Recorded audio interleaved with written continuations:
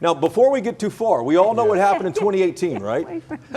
We all know what happened in 2018. We were here in the studio, and we saw Beto O'Rourke get out in front with the early vote and the urban vote, and then, within a few hours or so, the rural vote came in and changed that.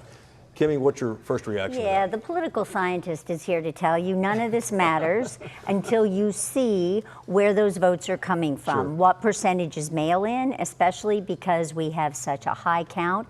There had also been concerns about overseas ballots, which can be interesting in terms of the impact that they can have and how they're tossed into it.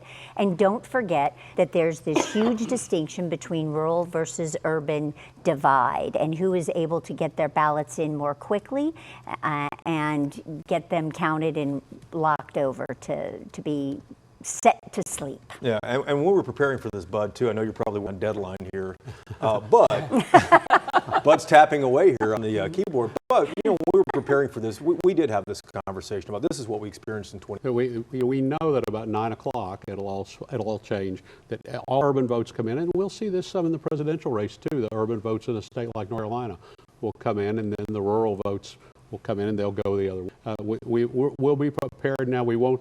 We won't start calling it for somebody we didn't call it. Sure. So, we won't start talking about it looks like somebody's winning until those votes from West Texas, all those votes from west of I-5 come rolling in. That's where Ted Cruz has campaigned. That's where he's taken his bus tour. All the cities, Lubbock, Midland, Odessa, San Angelo, he's taken it out. There are as many voters west of I-35 as there are in Houston.